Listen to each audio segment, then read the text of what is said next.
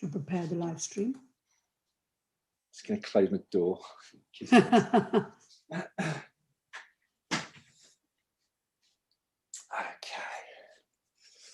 Give it a minute to just, like it just streams it. It just done that now. Yeah. So I think it's going live in a minute. There you go. I think we're live now, David.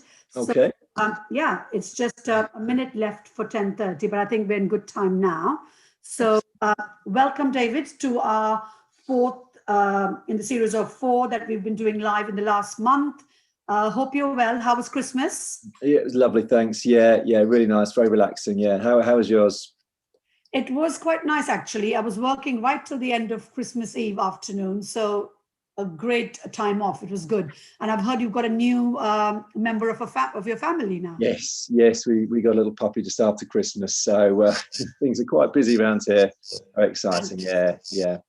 So 3 kids, puppy. I mean, you imagine. I'm sure it's all fun, though. It's a lot of fun. Yeah, no, the kids are absolutely loving it, and yeah, I'm quite smitten myself as well, to be honest. I'm not. Never had dogs as a kid, but yeah, no, it's a lovely dog. Lab, I think you'll enjoy it. Being 10 years as a dog owner of a lab, I think they are amazing dogs, actually. Yeah. No, you can already tell. Very kid friendly and very intuitive. They're just lovely dogs. I think you really enjoy. Yeah, no, that's it. No, it's a lovely dog. He's actually sitting on my feet now. He's popped in to say hello. So. Oh, maybe we can have a sneak peek of it. Oh yeah, actually, is it a her or a him or? It's a boy, actually. It's called Asterix. Asterix, come here. Oh, it's Asterix. Oh, nice. Yeah, my son named him, actually. Come here, boy. That's it. There's a good boy. Oh, here he is. And oh, hi, Asterix. That's it. Hello. Oh, he's lovely. Oh, it looks like a brown color, actually. Yeah, it's sort of it's called a charcoal, and oh my God, he's lovely. Yeah, it's a lovely color, actually. It really is. Beautiful dog, actually. Oh, thanks for sharing Asterix with us. Lovely blue eyes as well. So brilliant. Well, listen, David, a formal welcome to the last session for 2020. And I'm quite excited, actually, because we're, a week away from our training course. So yes, we'll go for us, I think, isn't it? Yeah, no, I've got, we've been talking about the content, obviously, haven't we? But it's been great to get all that sort of knowledge, that I've been building up over 10 years, really, of property, and then 10 years of being a landscape architect before that, and to put it all down on paper. It's been amazing, and I'm fantastic. really looking forward to it myself, to be honest. So let's kick off the live session today. And I thought the way we've structured it, because of the timing, and we're literally on the eve of 2021. Yep. It's all sort of, I think it's quite exciting. Yes, we're in a lockdown, so that's a shame, but we can spend quality time with our families, because I was just saying to Romy yesterday, there's going to be no chance in hell my teenage kids would spend New Year's Eve with me. But they're forced to now, so it can't be such a bad thing, right? It's there's definitely pros and cons, isn't there? Yeah, you'll take the rough and the smooth.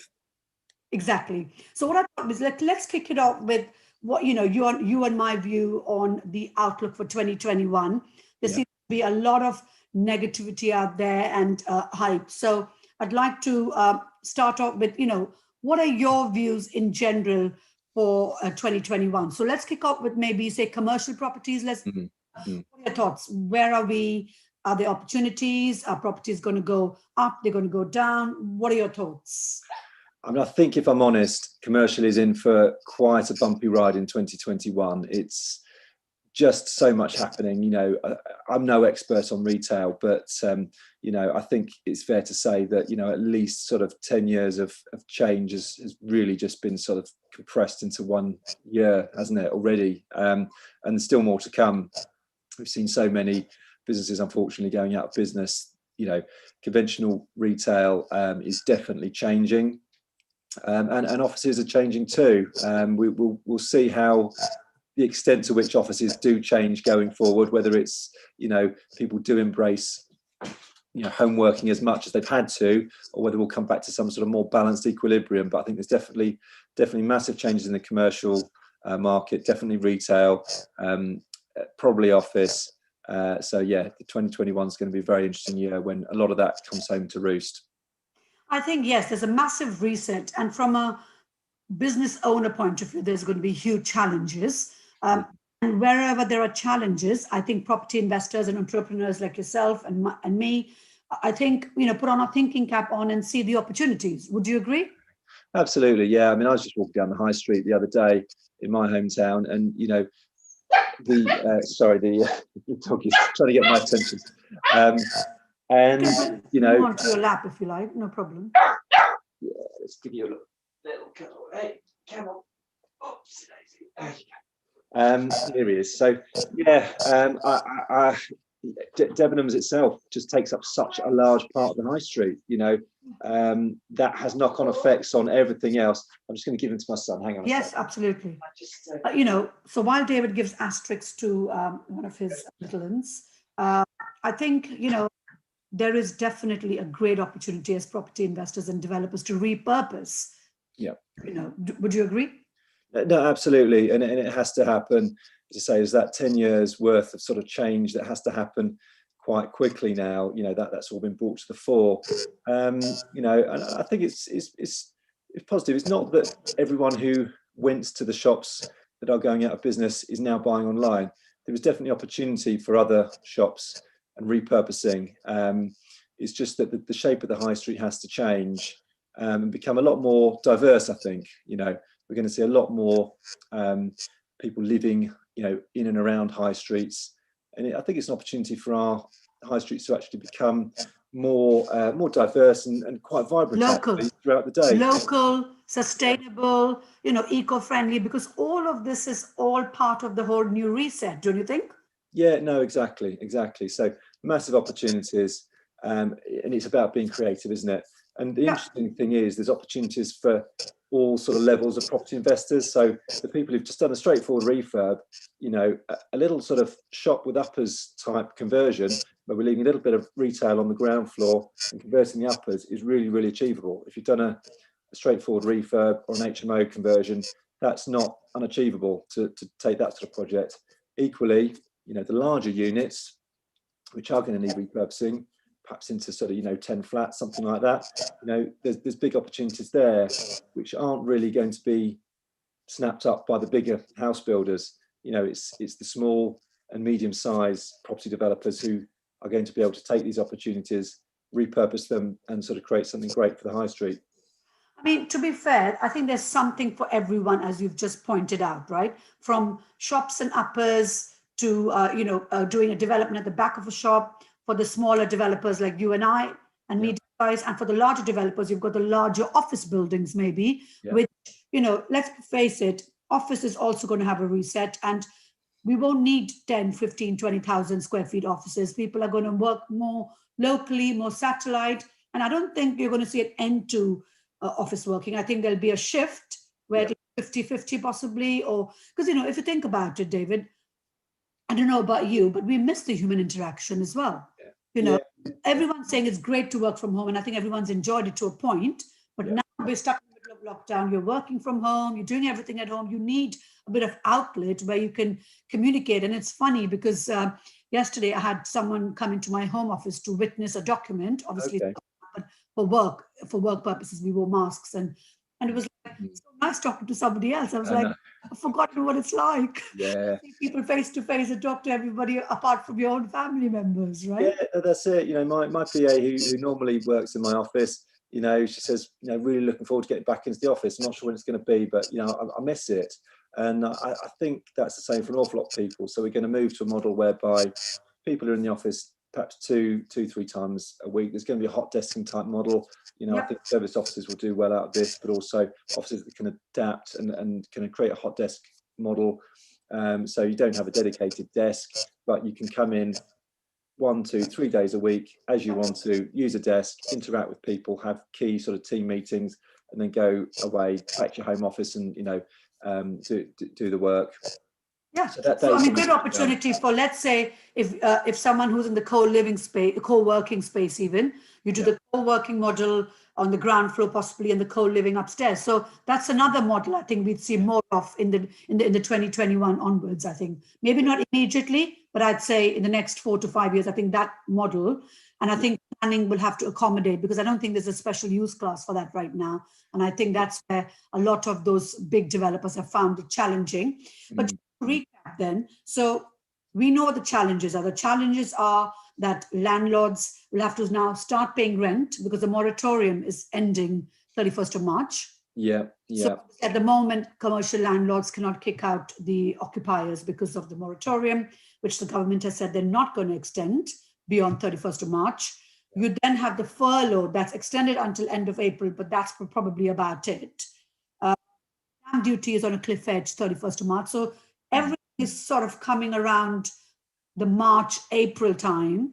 Yeah. Where, again, quarterly rents will be due. People who haven't paid rent for the last few months will have to be either doing that or go into administration.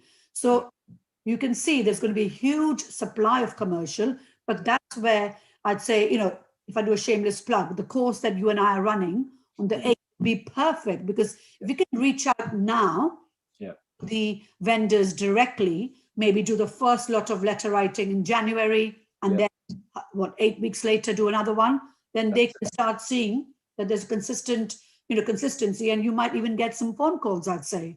Yeah, no, that's it. I've got a big tranche of letters that is ready to go, in very early January, because January is the time, isn't it? Everyone makes New Year's resolutions, want to sort of change things up. If you're going to do something, January is the time you do it. So this is the great time to sort of strike while the iron's hot, start getting those letters out there and start, creating those leads. Exactly. I'm just, the chat, just welcoming people who've joined us. Is it worth us also just mentioning, it's almost like a two-speed market, isn't it? Because, the commercial market is really, I think, going to struggle, but the housing market is still going very, very strong. You don't want to jinx it, but the fundamentals are still there, aren't they, for the housing market? I think the housing market, in my view, the biggest problem I'd see coming is the unemployment. That's going to be the biggest. But I think on the positive side, there's liquidity, low interest rates like we've ever been. Is it 0.25 or is it? 0.1 at the moment, somewhere. It's ridiculous, isn't it? It's never been this low for this long ever, right? So, I think about the trillions, if not billions of pounds that the government has put into quantitative easing. Yeah, no, that's There's a lot of money out there. Banks are lending, be it they're being difficult about it, but they're still lending nevertheless. Yeah, that's it. Through a funding loan at the minute. So we know that's all happening. So I reckon, I don't know what you think, the property prices in the resi will maybe stagnate at worst. And in some areas, they might drop where unemployment is high. But generally, I'd say in the good areas where there's good employment, it'll bounce back. And remember, the first thing is a lot of the unemployment would be, say, in the blue collar industry, wouldn't you think? Because I think so. Remember, in 2008, 2009, it was white collar jobs were lost. Yes, yeah. Higher income brackets. Retraining those people would be much harder. Whereas now it's people, again, some of it might be even temporary. Let's say people in the leisure industry, airline industry, which if by summer things start to change, then they could repurpose and find other jobs because, it's easier to retrain and at that level. I don't know what's your view on that. Absolutely, yeah. Let's not forget there's opportunity where there is job losses. In retail, in hospitality. That there's also growth. Who's delivering all these parcels and dealing in the warehouses that are taking a lot of that business off the high street at the moment. Someone has to take those jobs. So the synopsis is what? Commercial property oversupply, but this is the great opportunity for us to now get in and liaise directly with owners. I'd say auctions. I don't know about you. I think auctions are going to go completely crazy because obviously everyone's going to want that commercial property deal.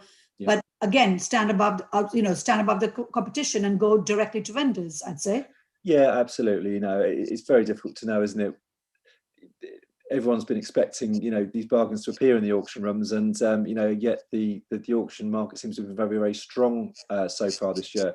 And it comes back to your point about a lot of money floating around. There's a lot of people who've got money in the bank. They want to sort of park it somewhere relatively safe. They're not getting any interest at the moment, and it's a very attractive place to be able to park money quickly, isn't it? but the reason I love sourcing off market is because it allows you to secure a planning permission and add a lot of value. If you think about it, David, your model is perfect on this instance, because if I was a landlord and if my tenant is, has gone under administration, I'd rather JV with someone like you who can repurpose the property, get planning, add value to the property. Because otherwise, my property is worth less than half of what it's actual worth. Because without a tenant, let's face it, commercial properties are mainly valued on the strength of the covenant. Now, again, that's going to be a whole massive thing in itself, right? How do you value a covenant? Because big covenants like Debenhams, which were what AAA covenants or whatever, those are they still? How do you now? Yeah, no, that's it. We're solving problems for people potentially here, aren't we? We're taking, what a lot of commercial landlords I speak to, they're not developers in the same way. They used to be able to go to the auction and buy something, on a 5% yield and stick it in the bank, if you like, expect that rent to come in, and that was it. When the tables are turned and the whole world is turned upside down as it is in the way at the moment, they don't know what to do, because they don't know about the PD opportunities, they don't know about the conversion opportunities. So we can come in and solve some of those problems for them and repurpose those. Exactly. And think about all the opportunities now with the Class E coming up. So for those of you who don't know, Class E is where the old sort of shops, which were A1, the cafes A2, professional services A2, cafes A3, all are now B1, I think industrial, gyms, doctors' clinics, financial and, professional services, all of those which were in different use classes are now under new Class E. Yeah, that's it. It's a massive amount of flexibility. And obviously we've seen the consultation come out on what the government would like to see in terms of PD opportunities for that Class E. And, if though that consultation sort of is borne out and is implemented in the way that the consultation is worded, then I think it's going to mean an awful lot of flexibility. So just to let guys know out there, the consultation that David's talking about is for the Class E, which is the new Class E, which is kicked off in September 2020, to allow permitted development or prior approval. I think they say use prior approval, which is a thinned out planning application to convert into residential. And that consultation ends on the 28th of January, I believe, 2021. And I believe that, there seems to be very positive that that's going to be going ahead, although it's not 100% certain at this moment. Yeah. No, it's certainly the way it was all phrased leads us to believe that they want to get something moving quite quickly, pretty much worded as it was in the consultation. Yeah, and then you've got this other opportunity, guys, build, which was announced again and went live in September as well. And that's to do with the airspace. Yeah. So adding stories potentially above, again, terraces of sort of retail type shops is a big opportunity there to not only, convert above and to the rear, but actually build up, up to 2 stories above those existing retail shops. Yeah, there's lots of different criteria that you have to meet, and do consult, a specialist planning consultant on that. There's definitely opportunities there. So build, Class E, and then Class E into residential potentially in April time. So those are the opportunities that we can work with the landlords, contacting them directly and making the most of that. So that's commercial. Residential, I think we've summarized. We think that, haven't we? Yeah, and who knows? You can't sort of predict the housing market, but it certainly has been so resilient so far. It's just. And remember, don't forget the big thing that was done yesterday. The Brexit bill has been signed, dusted. Majority of the MPs voted for it, and now everybody was using Brexit as the whole negative thing. Oh, Brexit, we're all going to die, and it's going to be the end. And do you remember the positivity that sort of came when Boris got in? That was sort of quite short-lived, wasn't it? Because then obviously, I think that was November last year, was it? And then coronavirus hit in March, and then that was almost sort of the release of pent-up energy from way back from 2016 when the original Brexit vote hit, wasn't it? Yeah. But that sort of burst of activity in the housing market was sort of scuppered a little bit by coronavirus. Then it sort of came back, and hopefully with the certainty that a Brexit deal gives us, that will kind of create a sort of solid, stable housing market. Absolutely. I think let's summarize the resi market then. I think it's definitely going to rise in the long term. Might be a short dip or a short stagnation up until say March, or even and then from summer onwards, once the vaccine kicks in as well. Now again, remember, we've had 2 bits of good news yesterday, not just the Brexit deal, but also the AstraZeneca vaccine, which we ordered 100 million doses for. So I'd say, from about up until March, a lot of the vulnerable people, a lot of the people over 70s would be vaccinated by then. Yeah, that's it. I think it's definitely an improving picture as we move into summer. I don't think anyone wants to sort of say exactly when things will start to improve, but I don't have a crystal ball, but I'm very positive about that resi market, just like you are. And yes, this is where the opportunities are for all of us to get in there and find the deals and reach out to vendors directly. So on that note, can we move on to a little bit about the direct to vendor workshop that we're running? Would you be able to share a little bit about what we're going to cover on the day? So just for those of you listening, we're running a masterclass. So while David brings up the screen and shares the slides, we're just running a masterclass on Friday, the 8th of January, which is the direct to vendor workshop. And David's just going to tell us a little bit more about what we're going to cover in the workshop itself. So David, at a high level, would you tell us a bit more about what we're going to be covering? Yeah, no, I certainly can. Can you see that on my screen? Yes, we can. Yeah. So this is sort of points 1 to 11 of the process that I use to find development opportunities off market. And it's simple, but you just have to go through the right processes. And there's a fair bit of detail to each step. So number 1, you find the sites which have development potential. And there's how do you do that? Do you do that on Google Maps, Nimbus? What sort of tools are we going to use? So predominantly I use Nimbus Maps, and we'll have Paul from Nimbus on for half an hour to sort of demonstrate that. I'll demonstrate other points during the day. That's a really good tool to find opportunities. You also need to know the area you're working in, ideally. If you've got good knowledge of the area, that's really helpful. Yeah. So there's a lot of, I can't go into all the detail here, but there's a whole raft of different types of opportunities we'll explain on the day. Yes. From shops and uppers to corner plots, inappropriate car garages, all sorts, right? Yeah, there's probably about 10 different types that we'll kind of go through on the day. Fantastic. So once you've identified those, you find and write to the owner. You follow up when you get calls from owners. Number 4, you go back to them quickly and arrange to meet and discuss the property and the owner. Just going back to a point 2, David. So when you say find and write to the owner, again, are you using Nimbus for this, or have you got other software that you recommend?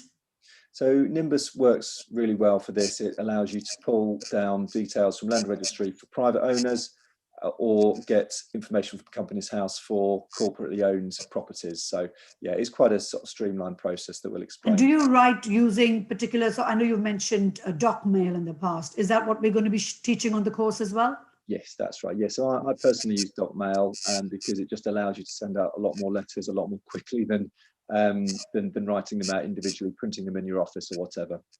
Exactly. So guys, don't think you're going to be sitting there and writing letters and addresses. It's all systemized. It's all done via DocMail and Nimbus interface. Yeah. Yeah, it's taken an awful long time for me to figure all this out and get the systems right. But, we'll have all the templates and processes that you need, so you can really sort of fast forward and get around a lot of that sort of hard learning. Absolutely. So, once you've met the owner and you think there's something that you can work with and the vendor is willing to work with you, obviously you do your appraisal to work out what the site's worth. Yep. Once you've done that, you can write back to the owner explaining your offer. And if that offer works for the vendor, fantastic. If it doesn't, then obviously, we're property professionals, give the vendor a different solution, whether that's selling on the open market, selling at auction, whatever it is. Joint venture, assisted sales, all sorts of things. Yeah, loads of different options, and you know, really that's just about keeping an open dialogue, you know, with a vendor. It might not be the right time for them now, but keep the dialogue open with them. It might be that they come back to you later. Yeah, absolutely. If it does work for the vendor and they want to proceed, then we move on to you know, negotiation and either arranging an option agreement or an exchange subject to planning. And this is the real sort of magic of this process. It allows us to get the planning as part of the process. It de-risks the whole process an awful lot, and it really allows you to increase your return on capital employed, because you're not actually putting a lot of money down on that site until you know that you've got the planning and you can develop that site. Or if you want to sell it on, if you're not interested in developing or haven't got the capital needed to develop, then you can sell it on to another developer, you know, either for a fee, if you haven't got planning yet. Or joint venture. Yeah, or joint venture, or get planning and sell it on with planning. Absolutely. So lots of options. Loads of different options, loads of different exits. Planning is the key to, you've got to add that value with the planning, and that's increased the value of that site significantly at that stage, and that gives you loads of options. So we create heads of terms with the vendor, which is sort of setting out black and white the terms of the deal, if you like. Yeah. That then gets agreed in contract, and then it's about getting planning. So that's almost like the shortest you know, item on the list, but it can be one of the trickiest, one of the most complicated. Obviously, we need a good team around us to do that, and a good bit of knowledge about the planning system as well. I mean, to be fair as well, as you know, at a point before this, when you're doing the appraisal, you will try and work out what the scheme's potentially going to be. Is it going to be 4 flats or 2 houses or whatever that is? You need to maybe get a sort of, you know, quick sort of, I'd say, appraisal from your architect, right? The whole thing is getting a relationship going with an architect where you have a business. We'll talk about the power team and how you get the right people in place to help you along the way, because it's not just you. This is all about the team. Absolutely. So just to clarify that, we're going to obviously give people the templates for writing the letters, the actual letters itself, the appraisal, the level 1 appraisal. We obviously won't be able to go in too much detail on the level 2 appraisal, which is the very, very detailed one, but we will give them a template and they can work on it afterwards. Give them the heads of term templates, the contract template, and then everything that they really need, all the systems and tools they need to get this systemized, basically, right? Yeah, that's it. And for each of these points, we'll create action points as well. So it will be a very actionable course. There will be an action point for each of these points, which basically allows you to take the next step. So you can run back through the presentation, which will circulate afterwards. You can say, right, what do I do to move this forward? Absolutely.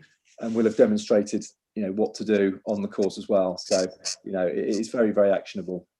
Fantastic. And there was something else you wanted to share with us? And then really it's just about exiting and getting paid, you know. So we'll talk about the different exits that we've already mentioned, whether you want to sell on, whether you want to build it out to hold long term to rent out, or whether you want to build it out to sell. Fantastic. Some of the pros and cons of those. That's great. That is a lot of content. And I think we're running it, we're going to kick off at 9:30 till 4 p.m. and then stay on a little bit longer if need be. Yep, no, so we'll be around to answer any questions at the end. There's a heck of a lot of content to pack in. We'll pack in as much as we can in the day. We'll stay as long as we can to answer all your questions at the end of the day. And then I think it's probably worth saying that we've got this sort of follow-up 2 weeks later, haven't we, Manny, which will allow you to absorb all the information, start out, you know, and start trying to find these sites, because inevitably, as soon as you start doing this stuff, you'll have a lot of questions that will come up, some of which you'll answer yourself, others you will just need to sort of perhaps ask us and get some feedback on. So we're going to do a follow-up webinar 2 weeks later, aren't we? That's right. And just quickly, I wanted to mention the bonuses on the actual day. So we're going to have the 14-day trial with Nimbus that we've agreed. We've also got £180 reduction in the annual subscription to Nimbus for those of you who want to take that on, take that opportunity on board after the trial period. We've also got the follow-up workshop. As you mentioned, it's a 2-hour workshop, and we'll stay longer if need be to discuss your deals that you've looked at, from the end of the course to the 14 days. And so those are the extra bonuses that, in addition to all the templates and documents that we'll be providing. Was there another slide that you wanted to share quickly? Yeah. I mean, so just to recap, really, we're going to teach you how to find the profitable development sites. We'll give you the systems, the letters and the templates that you need to contact those owners and follow up. We'll teach you how to appraise an opportunity quickly and calculate an offer. Then we'll teach you how to pitch your offer to the vendor. And this is really key. It's about getting them to want to work with you. And we're going to do a role play as well on that section, isn't it? We're going to do split up in smaller groups. Yeah. We're estimating to be about 20 plus people on the course. So we're going to split up in groups of 4 or 5. And then we've got Richard Woodstock, who's going to help us with one group, yourself, me, and then we'll do role play in terms of, one person becoming one of us investors and the other one's the vendor. That's it. Yeah. Because that's really important to start practicing that.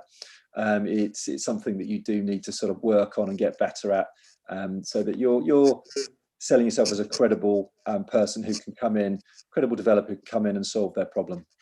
Absolutely. Brilliant. And the last bit that you wanted to mention?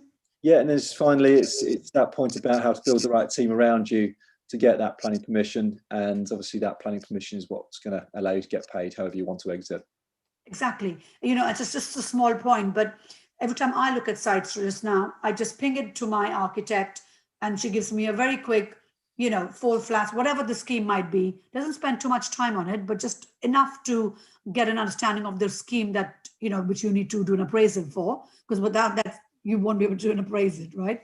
And that's only come with, that constant sort of working with the architect, obviously giving them the paid business, and then they're happy to do a bit of work on the side for you, because that if it comes through, then they'll, you the business basically. That's it.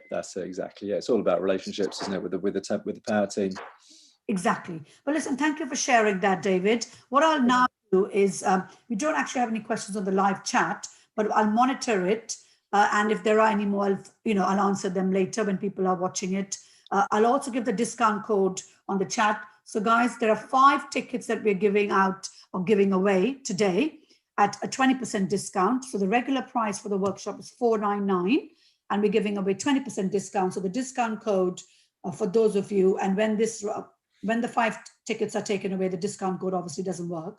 So I'll put the discount code here. It's 20 PC discount for those of you who want to take advantage. This discount will be valid until the 5 run out. And after that, the price goes back to $499. But David, thank you so much for taking your time out. I know it's a busy period for you. Oh, Asterix is gone, actually. He has gone, yes. Playing with the kids now. But thank you so much for your time, and looking forward to running this workshop with you on the 8th of January. So guys, if you do have any questions and you couldn't join the live chat, feel free to email me, manny@mannychopra.com, and david@pntproperty.co.uk. That's right. Yep. Perfect. Fantastic. Thanks for your time, David, and have a lovely New Year's